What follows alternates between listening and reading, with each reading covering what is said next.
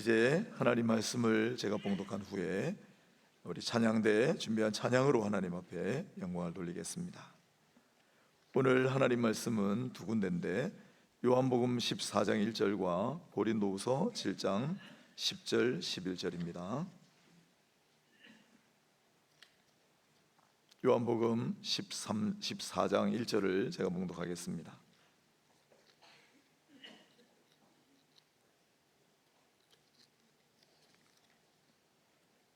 요한복음 14장 1절 너희는 마음에 근심하지 말라 하나님을 믿으니 또 나를 믿으라. 고린도후서 7장 10절로 11절 293페이지.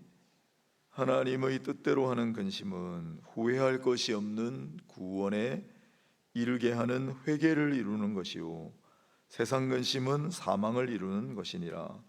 보라, 하나님의 뜻대로 하게 된 이 근심이 너희로 얼마나 간절하게 하며 얼마나 변증하게 하며 얼마나 분하게 하며 얼마나 두렵게 하며 얼마나 사모하게 하며 얼마나 열심 있게 하며 얼마나 벌하게 하였는가. 너희가 그 일에 대하여 일체 너희 자신의 깨끗함을 나타내었느니라. 아멘. 11월이 되었습니다.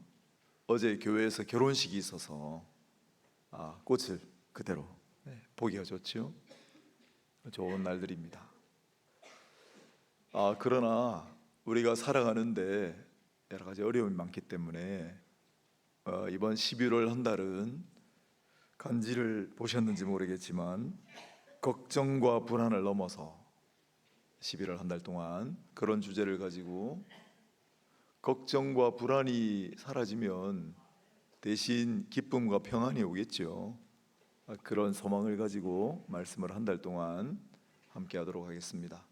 오늘은 첫 시간으로 오늘 제목이 근심도 근심 나릅니다 제목으로 말씀을 한번 묵상해 봅니다. 어떤 선배 목사님을 만났는데 악수를 이렇게 하시고 허 목사님 요즘 많이 힘들지요? 그러세요. 그래서 별로 힘든 게 없는데 그렇게 별로 힘든 건 없습니다 그랬더니 머리는 왜 빠져요? 그러시는 거예요. 할 말이 없었는데 요즘 개인적으로 힘들고 그런 걸 알아서 그러시는 게 아니라 조금 일반적인 인사가 되지 않았나 생각을 합니다. 다들 힘드시다고 하니까. 이렇게 지나가다 보면 가게 공실이 엄청 많아요. 하시다가 점포 문 닫고 경제도 힘들고 또 여러 가지 살아가기가 만만치가 않은 것 같아요. 그래서 힘들다 그렇게 하시는 분들이 많지 않나. 여러분은 어떠세요? 힘이 들진 않으십니까? 힘내십시오. 우리가 살아가다 보면은 걱정 근심거리들 많기 마련입니다. 개인적으로는 평안하다고 해도 또 주변을 돌아보면 안 평안한 일들이 많습니다. 사진 한번 볼까요? 최근에 있는 것부터 제일 왼쪽 제일 위에 미국 헬로윈 당일 총기 난사. 할로윈 축제 이런 거 하잖아요. 애들이 중심으로. 근데 미국에서 아무 이유 없이 모인 사람들에게 총기를 발사해가지고 저런 참극이 벌어졌어요. 또 그 오른쪽에 보면 갑자기 11월에 태풍이 와가지고 대만에 중국 상하이 태풍 피해가 아주 크게 났습니다. 또 대각선 방향으로 밑으로 내려오면 스페인에 비 많이 내린 거 말씀드렸죠. 한꺼번에 폭우가 내려가지고 처음에 70명이라고 그랬다가 90명이라고 그랬다가 100명대라고 그랬다가 이제 보니까 205명이나 사망하셨어요. 마을이 완전히 쑥대밭이 됐습니다. 차들이 물에 쓸려가가지고 막 종이처럼 구겨져서 한 곳에 모여 있는데 참 큰일입니다. 또 이스라엘이 이란을 융단 폭격하는 바람에 중동 지방은 지금 전면전으로 확산되지 않는 게 이상할 정도로 일촉즉발의 위험에 놓여 있습니다. 멀리 갈 것 없이 우리도 인구 감소 문제, 저출생, 또 절반 세대가 온다, 그런 책을 제가 가지고 있어요. 경기는 최악이라고들 하지요. 또 북한 공산당 집단은 시대의 착오적인 광기에 휩싸여 있죠. 남은 나라 전쟁에 참여를 하질 않나. 또 우리 평화모드 때 만들어 놓은 거, 철도, 도로 이런 거 다 부숴놓고 지금 이해할 수 없는 일촉즉발의 위기일 수 있다. 걱정, 근심거리들이죠. 뿐만 아니라 곳곳에 기근과 홍수, 지진, 전쟁이 끊이지를 않고 있으니 살아가다가 이 걱정, 근심거리 없는 날이 있을까 생각이 듭니다. 뿐만 아니라 우리의 삶 속에서도, 오늘도 일부 예배 마치고 한 분이, 제가 모르는 분인데 그냥 방문하셨대요. 그런데 저한테 목사님 고맙습니다. 왜요? 요새 좀 힘드세요? 자기 요새 힘들대요. 다 그런 것 같아요. 삶 속에서도 자질구레하게 일어나는 근심거리들이 왜 그렇게 많습니까? 그런데 우리가 알기로 성경에는 근심하지 말라고 하셨잖아요. 오늘 요한복음 14장도 근심하지 말라.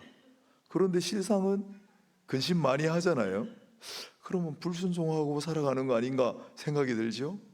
근심하지 말라 했는데 왜 이렇게 자꾸 근심하죠? 우리가 한번 이 문제를 생각해 보려고 합니다. 도대체가 아무런 근심 없이 사는 인생이 가능할까요? 그래서 주님은 근심하지 말라고 말씀하신 걸까요? 오늘 말씀을 통해 근심하지 말라가 어떤 뜻인지, 또 반면에 근심해야 된다는 말씀도 있어요. 어떤 근심이 그런지 두 종류의 근심을 배워볼 텐데, 이 근심의 개념을 잘 분별하셔서 제대로 이해하셔서 근심하지 말아야 할 것은 근심하지 말고 마땅히 근심해야 할 것은 근심하는 그런 모든 성도들이 다 되시기를 주님의 이름으로 축원합니다. 먼저 요한복음 14장 1절을 보겠습니다. 너희는 마음에 근심하지 말라. 근심에 관해 성경이 주는 첫 번째 교훈입니다. 마음에 근심하지 말라. 하나님을 믿으니 또한 나를 믿으라. 근심 금지 명령인데 근심하지 말라고 하시잖아요. 그런데 아까 말씀드렸다시피 근심하지 않고 살아갈 수 있나요? 그럼 여기 근심은 뭘까요? 우리가 아는 그 근심이 아니기 때문에 주님이 근심하지 말라고 하신 걸까요? 그래서 근심이라는 단어를 보니까 타라소라는 단어인데, 마음이 흔들리다, 동요하다, 요동치다 이런 말이에요. 마음이 흔들리다, 동요하다, 요동치다. 어떤 사건이 우리에게 탁 닥치면 충격의 강도가 세면 셀수록 마음이 흔들리지요. 요동치기 마련이잖아요. 안 그런 사람 누가 있어요? 근데 주님 왜 근심하지 말라고 하실까요? 그런데 재밌는 사실은 이 요한복음 14장 1절 주님이 제자들에게 말씀하시던 상황인데, 특히 13장 앞에 보면 예수님이 충격적인 선언을 하십니다. 너희 중에 하나가 나를 팔리라. 제자들이 듣고 깜짝 놀라요. 그리고 근심하기 시작해요. 누굽니까? 나는 아니죠. 그때 주님께서 근심하지 말라 말씀하신 거예요. 그런데 이 근심이라는 단어가 앞에 또 나와요. 어디 나오냐면 예수께서 이 말씀을 하시고 심령이 괴로워. 예수님이 심령이 괴로우셨다. 괴롭다라는 말이 앞에 근심하고 같은 단어예요. 그러면 주님께서도 마음이 근심이 있으셨어요. 괴로우셨어요.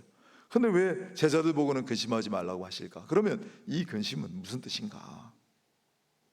그래서 뒷부분이 중요해요. 너희는 마음에 근심하지 말라.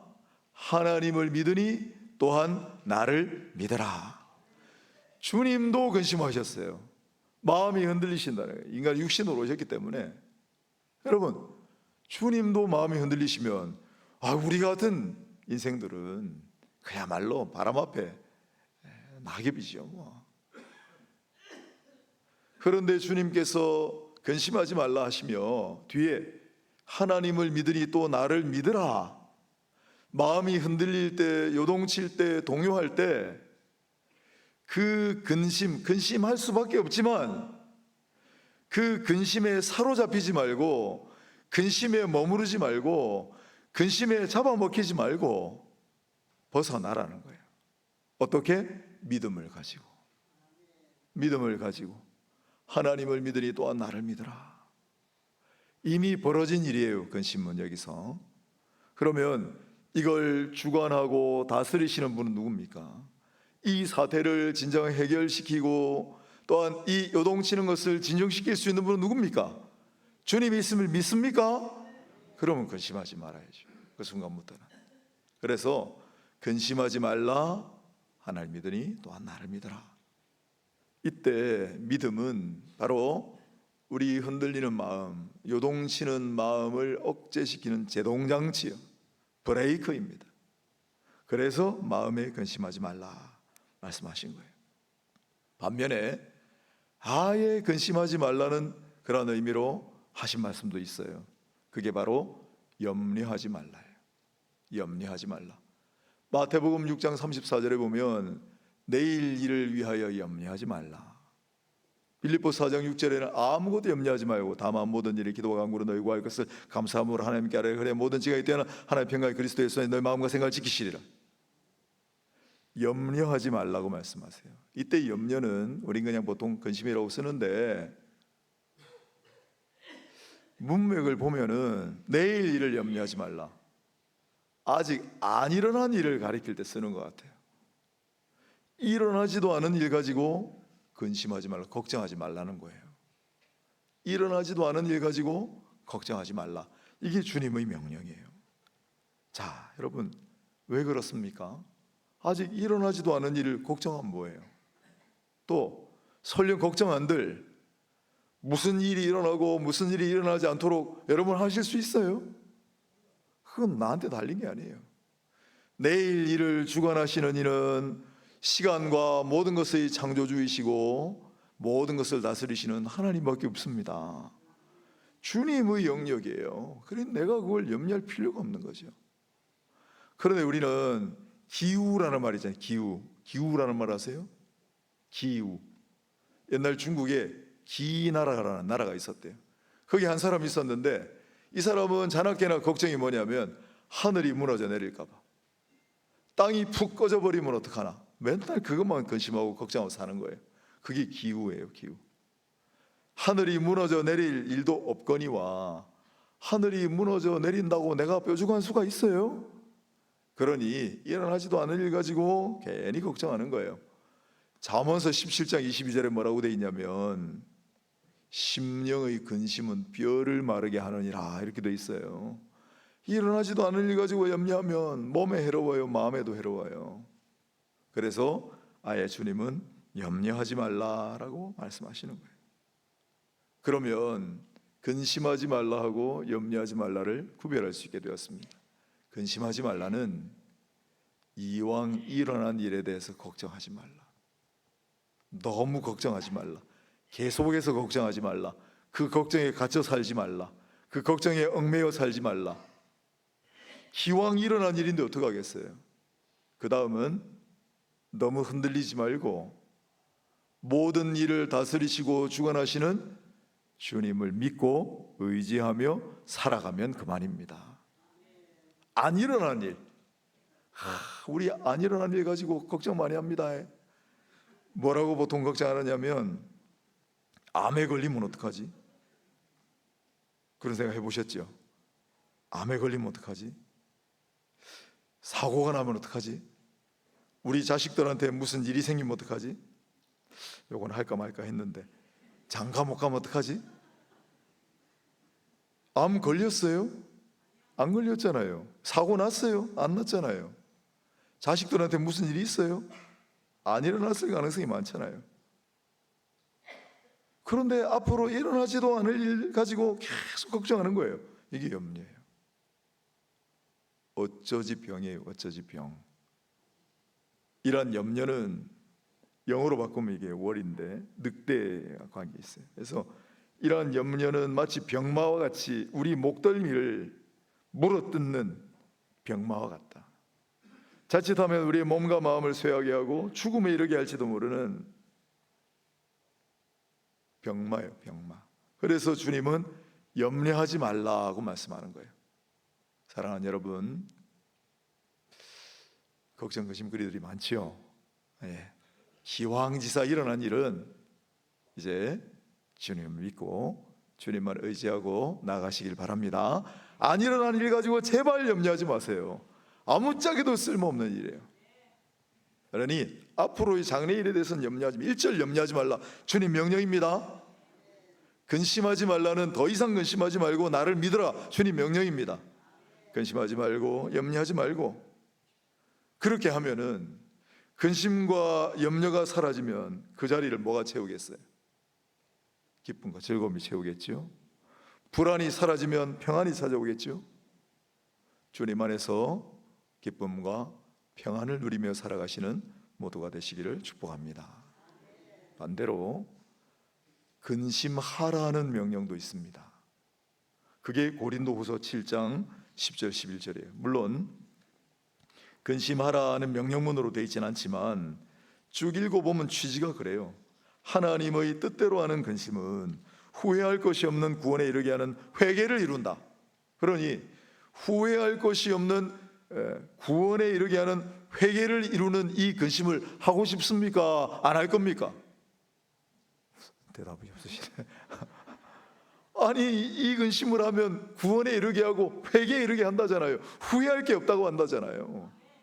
그러니 하나님의 뜻대로 하는 근심이 있는데 이건 세상 근심하고 다르고, 이 하나님의 뜻대로 하는 근심은 해야 되는 거예요. 마땅히 하라고 하시는 근심이 있네요. 물론 이 근심은 우리말로는 다 근심으로 번역했지만 단어는 달라요. 여기에 근심은 루페라는 단어인데 여기는 고통, 슬픔의 의미가 강해요. 고통스럽다, 슬퍼하다, 그런 의미가 강한 근심이에요. 하나님의 뜻대로 하는 고통, 하나님의 뜻대로 하는 슬픔이 뭘까요? 세상의 고통과 세상의 슬픔이 아니라, 주석가 매튜 헨리는 이걸 신령한 근심이라고 그랬습니다. 어떤 근심일까요? 내 죄 때문에 하는 근심. 아유, 내가 이렇게 살아서 어떡하나. 아유, 내가 이렇게 또 실수하고 내가 잘못을 저질렀는데 하나님 얼마나 마음 아프실까, 고통스러워하는 거. 하나님 나라를 위하여 하는 근심, 하나님의 공의와 정의를 위하여 갖는 근심, 고통, 슬픔, 이런 거예요. 그러한 하나님의 뜻대로 하는 근심은 본문에 뭐라고 되어 있습니까? 1차적으로는 회개에 이르게 하고 구원을 받게 한다고 얘기해요. 저 사람들 그대로 내버려두면 멸망의 낭떠러지로 갈 텐데, 그런 하나님의 뜻대로 하는 근심이 그 사람들을 향한 구원에 이르게 하지 않겠습니까? 아무 근심 없이 놔두면 멸망의 낭떠러지로 갈 사람들을 바라보고 아무 생각이 없어. 그럼 어떻게 구원이 역사했겠어요? 또한 이러한 하나님의 뜻대로 하는 근심은 삶의 변화를 일으켜요. 예를 들어 보겠습니다. 에서라는 사람이 있고 다윗이라는 사람이 있어요. 에서는 야곱의 쌍둥이 형인데 경솔하게 하나님의 은혜, 하나님의 복을 소홀히 여기고 동생에게 너 가져가라 그러죠. 또 동생을 핍박하고 그런 일들이 있었습니다. 그러나 에서는 끝까지 이 근심하고 고통스러웠다는 흔적이 성경에 보이잖아요. 그래서 에서는 아무런 변화가 없어요. 그러나 다윗은 우리가 위대한 인물로 알고 있지만 하나님 보시기에 큰 잘못을 저질렀습니다. 뭐 말할 것도 없이 한 사람을 죽음에 이르게 했잖아요. 그것만으로도. 그러나 다윗은 그것 때문에 너무 고통스러워하고 그것 때문에 너무나 슬퍼하고 하나님의 뜻대로 하는 근심에 나갔기 때문에 하나님이 그의 죄를 용서하여 주시고 그를 다시 구원하시는 은혜를 입잖아요. 예수님을 배반한 두 사람이 있습니다. 한 사람은 가룟 유다예요. 가룟 유다는 예수님을 은삼십에 팔아넘긴 장본인이에요. 그런데 성경을 보세요. 유다가 그것 때문에 마음을 괴로워하고 그것 때문에 근심하고 하는 대목이 있습니까? 그러니 가룟 유다는 영원히 구원받지 못하고 멸망의 길로 가버린 거예요. 그러나 베드로는 하나님의 사랑하시는 사람, 예수님의 수제자 베드로는 예수님을 배신했습니다. 3번이나 모른다고 하고 마지막에는 욕하고 저주하면서 모른다고 그랬어요. 하지만 그것 때문에 고통스러워했어요. 그것 때문에 가슴을 치며 아파했습니다. 그는 하나님의 뜻대로 하는 것임을 했기 때문에 회개하여 구원에 이르고 예수님의 수제자로 사도로 영원토록 이름이 남은 거 아닙니까? 결정적으로 누가복음 18장에 보면 여러 인물이 등장하는데 대조되는 인물군이 있어요. 과부와 재판장이 나와요. 불의한 재판장과 과부. 근데 그 불의한 재판장은 전혀 이런 근심이 없어.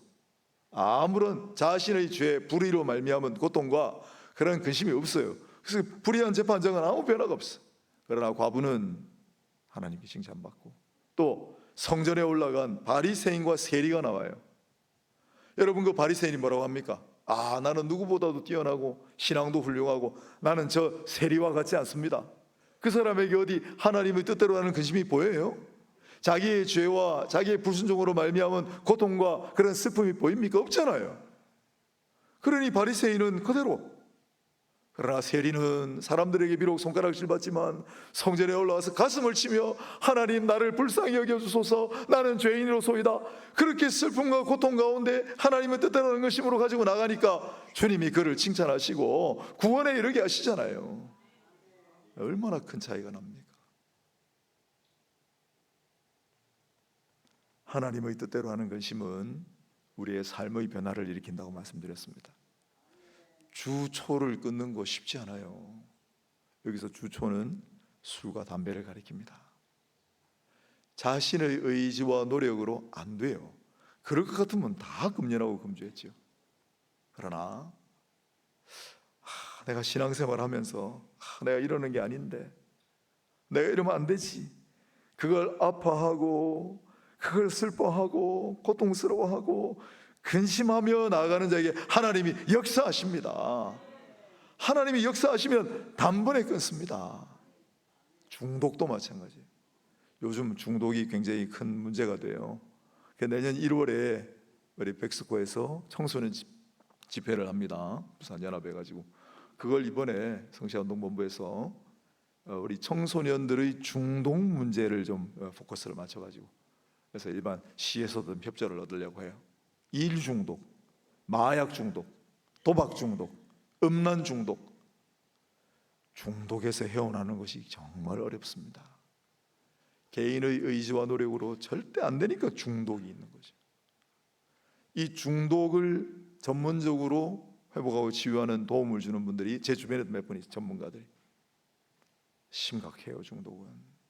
그런데 이렇게 중독 현상을 보이더라도 그것 때문에 슬퍼하고 고통스러워하고, 내 안에 계시는 성령님이 내 이 모습을 보면 얼마나 가슴 아파하실까, 내가 이러면 안 되지 하고 하나님의 뜻대로 근심하며 나아가는 자에게는 하나님께서 역사하셔서 그 무서운 중독의 늪으로부터도 건지시고 구원해 내실 줄로 믿으시기를 바랍니다. 우리 후원하는 베트남 목사님이시죠. 현지 목사님, 응우엔 목사님이란 분이 계세요. 제가 옛날에 베트남 단기 선교 갔을 때, 그때 그 이제 삼자 교회라고 인민위원회 인정하는 교회가 있거든요. 거기 여름 학교가 열립니다. 영어를 잘하는 학생이 하나 있어가지고 많이 도와줬어요. 그때부터 우리가 계속 페이스북으로 인터넷으로 연락하고 했는데 결혼한다는 소식을 전해온 거예요. 신앙심이 워낙 좋은 친구였기 때문에 목사님하고 결혼한다는 소식을 듣고 기뻤습니다. 축하해 줬는데 나중에 안 사실인데, 이 목사님이 지금 무슨 사역을 하시냐면 중독자들 치유하시는 사역을 하세요. 중독자들을 치유하는 사역을 해요. 그런데 그 자신이 옛날에 중독자였습니다. 예수를 영접하고 자신의 처지를 가슴 아파하고 주님 앞에 간절히 호소할 때 그가 그 무서운 중독의 늪으로부터도 건짐을 받은 거예요. 받은 은혜가 커가지고 내가 목사가 되어서 나같이 중독 때문에 힘들어하는 사람들 내가 도와야 되겠다, 그들에게 예수를 전해야 되겠다. 그래서 목사가 되신 거예요. 제가 그 사실을 알고 마음이 너무 감동을 받아서 우리 선교위원회 부탁을 드려가지고 우리 이 목사님 좀 도와주면 안 되나. 그래서 우리가 지금 후원하고 있는 거예요. 하나님의 뜻대로 근심하는 자에게 변화가 일어납니다. 근심은 잠깐이지만은, 그 하나님의 뜻대로 하는 근심은 잠깐이지만은 그로 말미암아 일어나는 용서와 변화는 영원합니다. 그러니 잠깐의 시간인데 나의 처지와 나의 모순과 나의 잘못과 나의 부끄러움과, 여러분 다 아시잖아요. 아무도 모르는, 나는 알고 있는. 그래서 그것을 가슴 아파하고 그것 때문에 근심하고 슬퍼하고 답답해하여 하나님 앞에 간구하고 주님의 은혜와 도우심을 구하고 나가면 반드시 우리를 도우시고 구원하시며 변화에 이르게 하실 줄로 믿습니다. 역사를 통해 보아도 그러합니다. 여러분, 우리가 종교개혁 이제 기념일을 지났는데 독일의 종교개혁자 루터, 이 사람 진짜 근심 많은 사람이었어요. 내가 예수님을 믿는데 왜 이렇게 마음이 평안하지 않지? 난 예수님을 믿는데 왜 이렇게 부끄럽게 살아가지? 난 예수님을 믿는데 왜 이렇게 자유함이 없지? 늘 그거 고민하던 사람이에요. 그때 모든 주변에 있는 사람들이 다 그러진 않았습니다. 유독 그 고민이 많았던 루터는 어느 날 예수를 믿음으로 말미암아 어렵다함을 받는다는 진리를 다시 깨닫고, 그래서 종교개혁 시작한 거 아니에요. 멜라니 토니 그의 후계자인데 나이 차이는 별로 안 나지만 이 사람을 루터 못지않은 사람이에요. 이 사람도 고심이 많았던 사람이에요. 매사가 즐겁고 항상 콧노래를 부르고 그런 분들을 통하여 하나님이 역사하실 거라고 생각하시겠지만은, 그러나 역사를 보면은 종교개혁이라고 하는 이 위대한 역사는 하나님께서 누구보다도 고뇌하고 누구보다도 근심하는 그런 사람들을 통하여 일으키셨다는 거예요. 스위스의 종교개혁자 칼빈은 걸어다니는 종합병원, 남달리 고심이 많았던 사람이에요. 남들이 하지 않은 근심을 달고 사는 사람이었어요. 그의 후계자 마찬가지로 빼자 40년 동안 제네바를 지켰는데 얼마나 고뇌의 순간이 많았는지 몰라요. 하나님은 이렇게 하나님의 뜻대로 하는 칼빈과 그 배자의 근심을 통하여 스위스의 종교개혁을 완성해 가십니다. 스위스 쥐리의 쯔빙글리라는 사람 소개해드렸잖아요. 쯔빙글리도 혼자 고뇌하는 사람이었어요. 그의 후계자인 블링거도 마찬가지고 하나님의 뜻대로 근심하는 대표적인 인물들이고, 이들을 통하여 하나님은 스위스의 종교개혁을 완성해 가십니다. 영미도 마찬가지예요. 영미, 존 오웬이라는 사람이 있거든요. 이 사람 진짜 책 많이 써놨는데 아무튼 그 책들 보면은 이분도 누구보다도 고뇌를 많이 했던 존 오웬, 또 조지 휘필드, 조나단 에드워즈, 영국 미국의 누구보다도 하나님의 뜻대로 근심 많이 했던 분들, 누구보다도 죄의 심각성을 알고 죄로 인한 슬픔을 강조했던 분들. 조나단 에드워즈 같은 분은 설교가, 그때 부흥이 일어났던 설교가 하나님의 손에 붙들린 죄인들이여, 그 설교였어요. 하나님의 손에 붙들린 죄인들이여, 당신들의 죄의 심각성을 아는가? 당신들의 죄악으로 말미암아 지금 주님께서 얼마나 가슴 아프고 계실지 아는가? 그런 거 설교했다고요. 결과는 우리가 알고 있는 영적 대각성운동, 부흥운동이 이들을 통해 일어났습니다.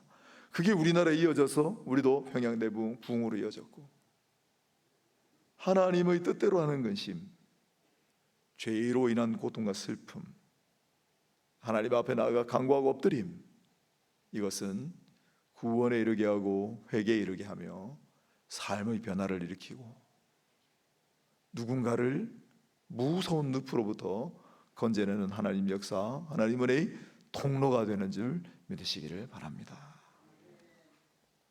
오늘 말씀을 정리해 보겠습니다. 주님은, 성령께서는 두 갈래로 근심에 대해 말씀해요. 하나는 근심하지 말라, 염려하지 말라. 근심은 기왕에 일어난 일 때문에 걱정하는 거, 염려는 일어나지도 않을 일 때문에 걱정하는 거. 근심하지 말라, 나를 믿어라 말씀하시고, 또한 염려하지 말라, 애당초 염려하지 말라, 너희 염려를 다 주께 맡기라 베드로 그랬잖아요. 아예 염려하지 말라. 오늘 이 말씀이 주님의 음성으로 들린다면 너무 근심하지 마세요. 너무 걱정하지 마세요. 걱정할 일이 생겨도 주님이 다스리시고 이 또한 다 지나게 하시리라. 주님을 믿으시고 의지하며 나아가시기를 바라요. 염려는 하지 마세요. 일어나지도 않은 일 염려하는 것은 세상에 그거보다 소모적인 일이 없습니다. 염려하지 말기. 그러나 하나님의 뜻대로 하는 근심이 있다. 하나님의 나라와 하나님의 의를 위하여, 죽어가는 인생을 위하여, 멸망의 낭떠러지를 걸어가고 있는 사람들을 위하여 하나님의 뜻대로 하는 근심, 나의 죄악과 나의 중독과 나의 여러 가지 상황을 놓고 가슴 아파하고 하는 하나님의 뜻대로 하는 근심은 구원에 이르게 하고 회개에 이르게 하며 삶의 변화를 일으키고 부흥과 개혁의 동력이 되고 영적 대각성과 부흥운동을 일으키는 계기가 되었다. 그런 사실을 잊지 마시고 하나님의 뜻대로 하는 근심은 많이 하시고 세상 근심은 하지 말기, 염려하지 말기, 앞으로 실천하며 살아가시기를 바랍니다. 그래서 우리 안에 쓸데없는 걱정들은 다 사라지고 그 안을 주님이 주시는 평안으로 가득 채우시기를 부탁을 드립니다. 또한 이 세상 하나님 나라와 의를 위하여 정말 주님의 심장으로 기도하고 나아가, 저는 우리 교회와 여러분 가정과 각 개인이 정말 이 시대의 부흥과 개혁, 영적 대각성의 주역들이 되시기를, 그러한 진원지가 되시기를 주 예수의 이름으로 축복하고 축원합니다.